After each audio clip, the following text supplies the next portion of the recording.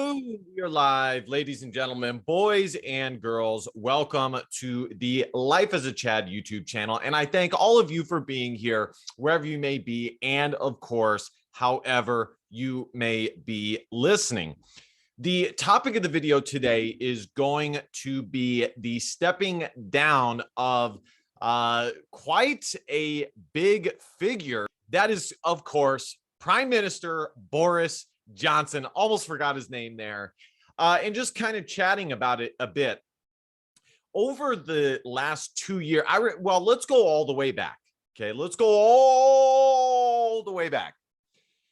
I remember when he won, and I was listening to InfoWars or whatever conservative slash freedom fighting, you could even dare say dissident talk show host, or just talk show or political commentary show, when they talked about Boris Johnson winning. It was quite the feather, because at the time when Donald Trump had won, you could really see the ripples going outwardly to further stretches than just America. It was reaching the shores of England, and we were even seeing some conservatism, some right wing gaining of popularity in places like Spain, Italy, France. We were seeing it everywhere. Now, of course, the end result happened differently in those different places. In Spain, it basically got quashed, and it may have happened other places. But again, at the time, it was a major example of the ripple effect from President Trump winning in America that we were seeing all over the place. The other big thing at the time, of course, was Brexit. And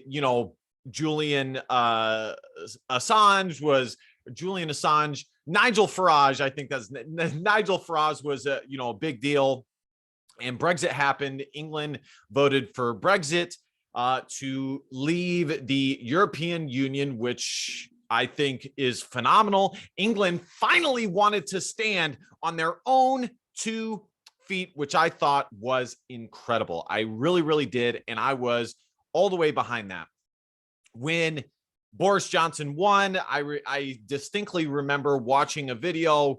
I think it was Alex Jones watching alongside or playing the video of Boris Johnson, of course, winning and walking alongside. I'm not completely sure how British politics work, but he was walking alongside the Labour Party candidate towards being basically knighted as the British Prime Minister. And, it was terribly awkward for that guy. I forget who Boris Johnson went up against, whatever. It was glorious. And it seemed, the point is that it seemed super positive, and that things were going in the direction of freedom, traditionalism, conserving the values that the West has been built on for a long time.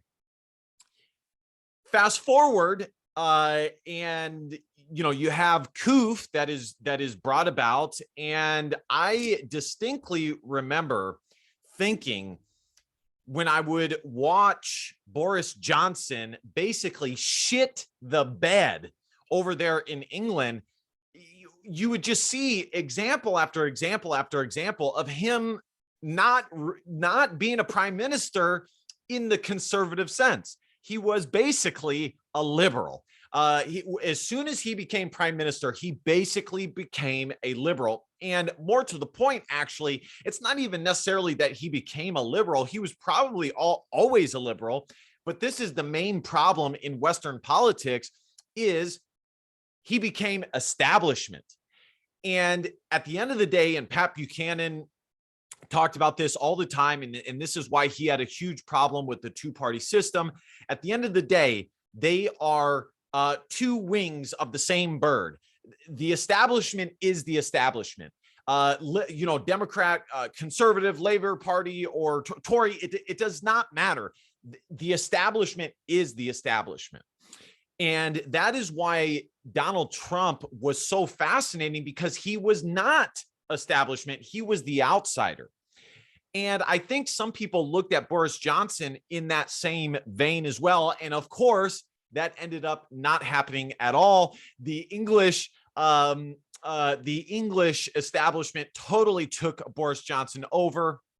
And it was just time after fucking time, Boris Johnson would prevail himself as not conservative. The biggest thing was COVID or COOF. And, he literally, when I would watch kind of England's response to this, I remember thinking in my head, isn't he supposed to be a conservative?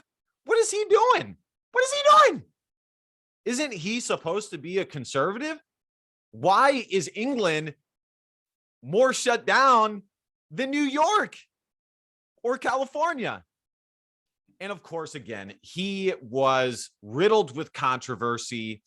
I don't know the ins and outs of all the controversy because, again, I don't live in England. I'm not British. My ancestry is not even British either. If you can guess what my ancestry is, I would be, pleasantly surprised. The Roman nose, I think, gives it away. But anywho, and the brown eyes. But, it's just too bad. And I watched a video from my guy, Paul Joseph Watson, who I remember, again, at the time, was somewhat positive when Boris Johnson won, that we were seeing all the things that I said come to fruition. The country, or the West, moving in the direction of populism and, conserving and traditionalism and nationalism. And of course, that is not what ended up prevailing, unfortunately. And, Paul Joseph Watson on his video basically said, you shouldn't be surprised, because this is just a symptom of the diseased, riddled organism that is the West currently. Basically, if you expected Boris Johnson to go in there and do anything but what he did, you are moronic, because it is a dying organism. It is a decaying organism that is not working. And Labor Party, conservative, nobody was going to go in there and do anything but what they did. Maybe in varying doses, it could have been slightly different or whatever, but by and large, it was going to happen the exact way it happened. And it's too bad, it's too bad. Like I said, people were definitely, I think, positive and excited about Boris Johnson winning. I think he ended up ruling like a liberal, like an establishment member, like a globalist. And it's too bad. It's too bad. And in a lot of ways, and I don't want to go too far down this vein here, but in a lot of ways, so did Donald Trump. Unfortunately, now Donald Trump was so, magnetic that he was able to bring about things like, the disarming of the media. People no longer trust the media in vast numbers. He was able to change, Supreme Court members to the point of, Roe v. Wade has been overturned. So there has been some lasting successes of Trump that you have to give credit where credit is due. But in the end, again, the establishment, it is so hard. And I guess that's kind of the whole point of what I'm saying here, is that politics and culture are important, in my opinion, and it's important to pay attention to. But at the end of the day, I'm not sure how invested you should get, because the establishment is the establishment. Things are the way they are. And things probably will have to get a whole lot worse before they get a whole lot better. If you're expecting a shining knight, kind of like some of us were in America with Donald Trump and, you know, Boris Johnson in England, to come in there and revitalize the country that you remembered, the backbone, the foundation of the country that you remember, I think that is unlikely. I think we are seeing currently right now, and I think you could even go back to 1980s, that we maybe even the 1970s, but let's just say the 1980s, that you have seen this this foundation, aka democracy, the organism that is. I think we are seeing the dying tentacles of this organism. You know, there have been some phenomenal lasting effects of democracy, but there's also been some not so good things.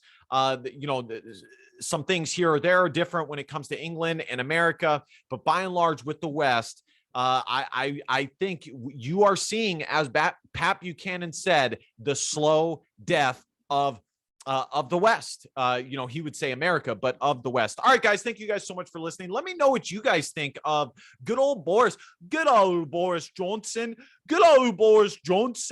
not stepping down as the prime minister and no longer being the prime minister of England. Let me know what you think. All right, no more of that. Let me know what you guys think in the comment section. And if you can guess what my heritage is, I would be mightily impressed. This channel is definitely growing.